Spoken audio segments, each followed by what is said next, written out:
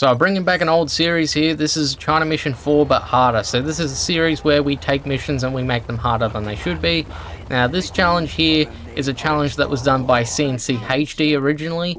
Now the challenge came about because of CNC HD's inspiration feature on YouTube. So basically AI generated video ideas that come from YouTube.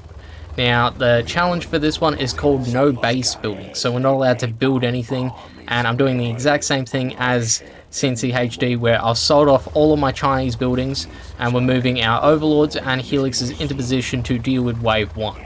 Now with the helixes, I've already gotten the napalm bomb for all 3 helixes, so then I can use that to defend against the oncoming waves of GLA.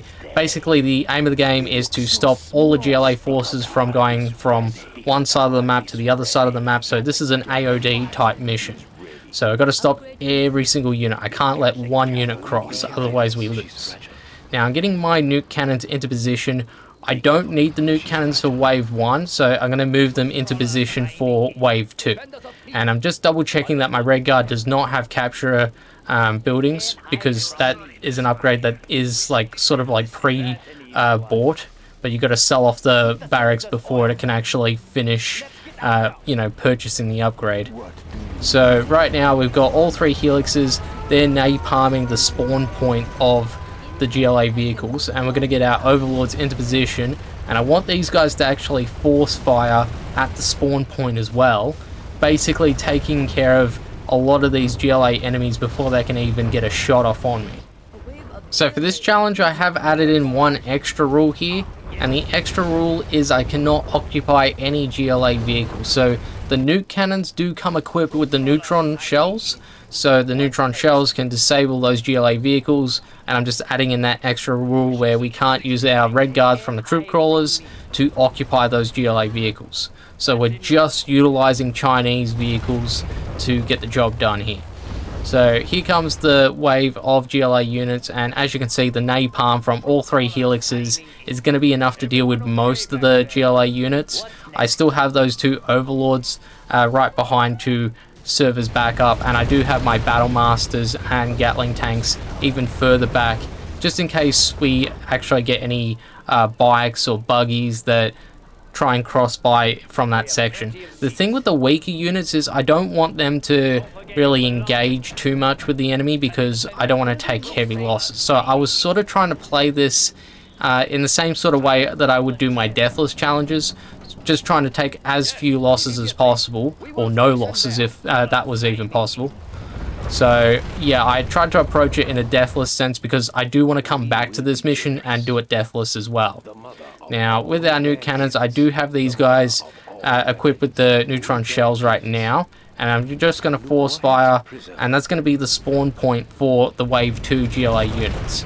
And meanwhile back at wave 1, nothing's really going on because the napalm has taken everything out. The only downside with the napalm bomb with the helixes is that it's not really generating the EXP for the overlords, but the overlords can get EXP off wave 2 and wave 3 anyway, so it's not too big a deal. So the rest of wave 1 was kind of uneventful here. We're just getting a few more marauder tanks, and there was a wave with bomb trucks as well, but because we got all that napalm and the overlords, it was actually no big deal for us.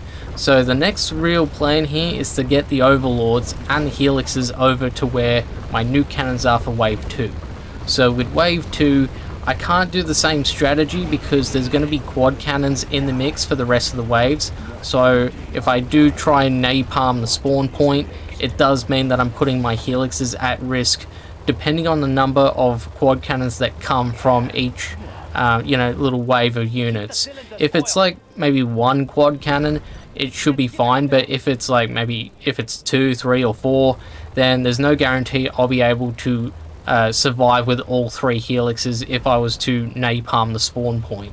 So right now what we're doing is I ended up getting both of my overlords inside the helixes, that way I can transport everybody at once, and we've dropped off the overlords, and I probably could have gone a bit closer to the spawn point with the overlords, but that's okay. I still got plenty of time before wave 2 actually shows up. So the plan for this one is to force fire the spawn point just like last time.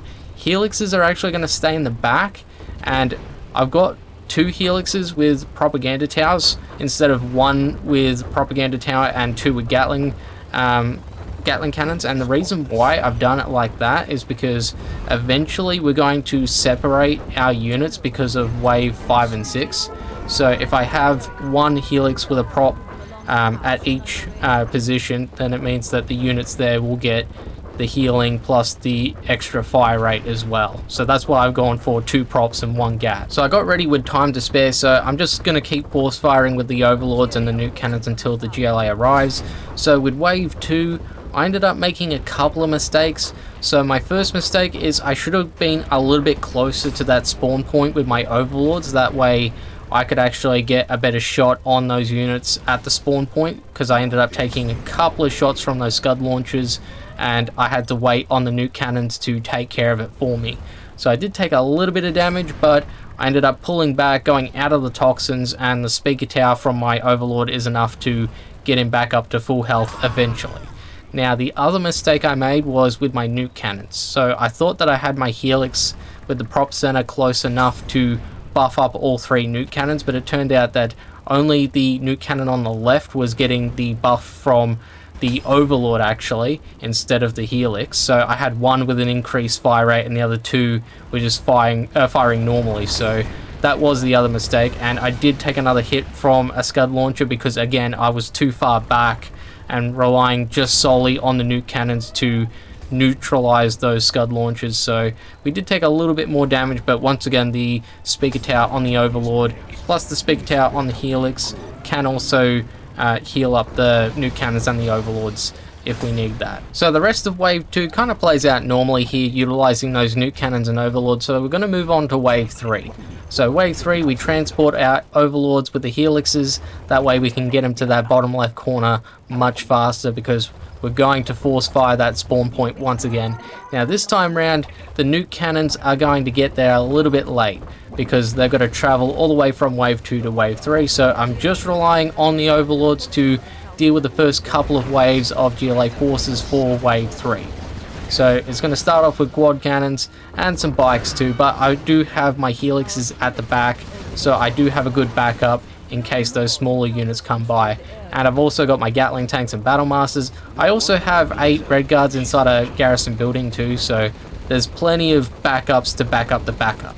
Now with our nuke cannons, they're almost there, but this time round I am going to learn from my mistake with wave 2, and we will also get our helixes to stay near those nuke cannons. That way we got the increased fire rate from the propaganda tower helixes too. So even though my nuke cannons arrived late to the party, this wave actually went very smoothly. I got my helix ready in position to buff up my nuke cannons. There's nothing really of any worth to tell you about, other than the fact that this wave was very easy compared to wave 2. Now that wave 3 has been beaten, we're going to move our overlords to wave 4, which is going to be in the bottom right corner of the map. So for this one, we are going to move our nuke cannons from one side of the map to the other, so it is going to take a while for them to arrive to neutron shell the spawn point. But here's the good news, I'm actually given a lot of time in preparation for this wave, so I'm actually going to be able to get my nuke cannons to fire on that spawn point before the GLA even arrives. So that's very good news for me. But what I'm going to do is I got one of my nuke cannons to go away, and I ended up moving him over to one of the spawn points of wave 5, because I thought to myself, well, I'm not going to get the same sort of time for this wave compared to wave 5 and 6. So I thought, let's get one nuke cannon over. We should be able to handle ourselves just fine with 2 nuke cannons that are buffed by the helixes, and we'll have that other nuke cannon there in reserve, and we can just like transport the, like 1 or 2 helixes over as backup.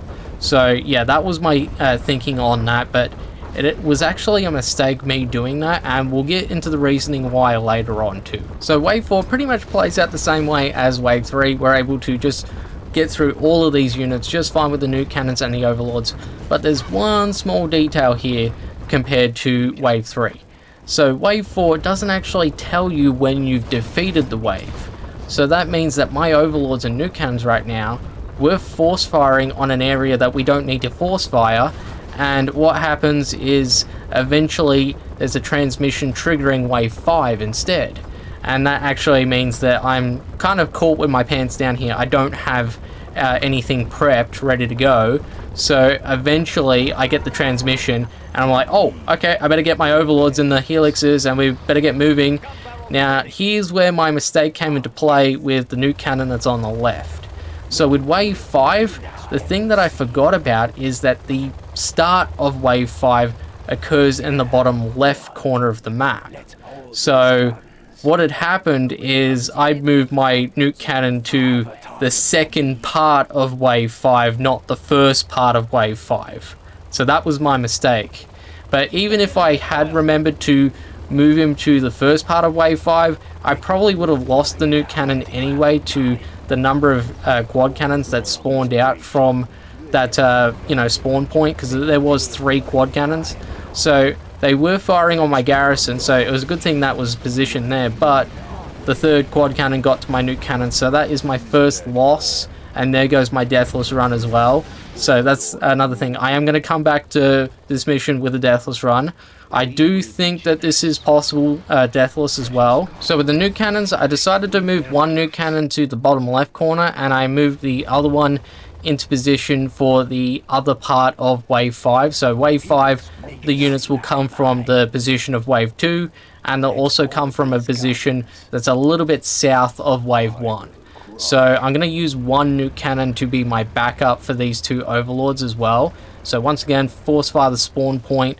I am going to have a bit more control over the overlords for this round, because I know there's going to be some bomb trucks, and I think it'd be best to just keep my eyes on the overlords and not worry about the second part of wave 5 until I sense that there's going to be like a brief moment where nothing's really happening. If I feel like it's been too long of a wait between the waves, then I felt like I should probably just get my units into position for the second part of wave 5. So that's what I was thinking after taking that loss with our first nuke cannon as well. So the rest of this wave went pretty normally. I think I could have handled it with just the overlords. I think I could have moved my nuke cannon into position for the second part of wave 5, but it's good to have him there just in case. So enough time had passed, and I was beginning to get that feeling that the second part of wave 5 was coming. So I got my nuke cannon into position to force fire on the spawn point for wave 5. I'm also going to get my other units, so my Battle Masters and 1 Gatling tank are going to be my support for the nuke cannon that's positioned at wave 2, and I've got 3 Gatling tanks that'll be my support for the nuke cannon that's positioned just south of wave 1. Now with our helixes, now I mentioned this before, I've got 2 helixes with propaganda towers, so I'm going to have 1 propaganda tower helix going to be positioned to support the nuke cannon that's on the left, and then the other that's going to support the nuke cannon positioned at wave 2. That was my thought process for those. Now with the overlords, I was like, yeah, enough time has passed. I think wave 5 part 2 is coming here, so let's get the overlords here very quick, because they should be arriving any second now. Now with the nuke cannon, I ended up noticing that he positioned himself just next to a civilian building, and I was like, yeah, let's actually keep him there, because that's actually a safe spot to keep him. He's going to be out of harm's way from a lot of those GLA units. He's not going to really receive the buff from the helix, but it's still a good point to fire from nonetheless. So I got greedy here and I changed my mind. I ended up moving my helix over to the nuke cannon so then I can give him that increased fire rate. So I was hoping that my 3 Gatling tanks behind the overlords were going to be enough to take out any units that might slip past those overlords. So that was the risk that I was taking, but I thought that the increased fire rate of the nuke cannon was going to be worth it in the end. Now the other risky play I'm going with is my 2 helixes are actually using the napalm bombs on the spawn point for the wave 2 location. So I'm taking a bit of a gamble here, because there is a chance that quad cannons could spawn out of that point and then start firing on the helixes. So if we do lose the helixes at that particular point, then I've only got the nuke cannon and then there's 2 battle masters and a Gatling tank. So not a lot in terms of supporting units to stop the GLA forces. This side, on the other hand, is pretty good. Even if we do get units that slip past, we've got the Gatling tanks, and then we've also got the Helix that's kind of close by. If it's a buggy or a bike, then we've got no shot of catching up. But if it's one of the slower units, then we've got a shot. So I hadn't noticed it sooner, but my Overlord had taken serious damage here and was getting attacked by Marauder tanks. So we were able to take out the Marauder tanks because I'd had one Overlord target a bomb truck that was right next to the Marauder. But I thought to myself, well, I don't want to take any more damage here, so let's retreat a little bit. I still need to force fire this spawn point so then we can take out the GLA units, but we've gotten a little bit more distance compared to before, so that might buy me a couple of seconds of healing, which might make the difference between life and death with this Overlord. So that's my thought process with that. Meanwhile, back at the Wave 2 location, my risk with the Helixes is kind of paying off as well. I am taking damage with those Helixes. You may have noticed that they are repairing themselves because one of them's got the propaganda tower on. So we are making contact with quad cannons, but because it's 2 Helixes, it's more damage. So we're going to be able to take out the quads before they can do any serious harm to those Helixes too. Now that Wave 5 has been destroyed, we can now move on to Wave 6. So with Wave 6, it's going to be the same 2 locations. Kind of an interesting start with the 3 bomb trucks as well, but we were able to get through those just fine. I think it might take like 2 bomb trucks to take out a Vet 3 Overlord. You might have to let me know if that's right or wrong, but in any case, if all 3 of those bomb trucks hit me, I would have been screwed. So now we're just waiting on the last batch of units here. So at the Wave 2 location, we actually got some buggies and bikes here. So we used our units to take out a bunch, but we had a bike and a buggy slip past. Meanwhile, at the left side, it's just Marauder tanks pretty much, so the Overlords are able to clean that up. But we've got 2 GLA units that have slipped past everything, and I get my Helix to try and catch up. Thing is, because it's fast moving units, I know that my Helix isn't going to make it in time, so at this point, I sort of just resigned myself, and I was like, okay, we'll take the loss and we'll move on. But here's the interesting thing. The buggy and the bike stopped. I don't know why, but they stopped. So my Helix was actually able to catch up and get the win for us. I don't deserve the win. Let me tell you, I think I should have lost, but this is how we did China Mission 4, but harder here. So if you enjoyed this one, leave a like, comment, subscribe. I do have a playlist. You want to check out any of my other content? I'm Cracklo, and I shall see you in the next one. Bye. From the south, you have been successful in preventing the enemy retreat. Good job, General.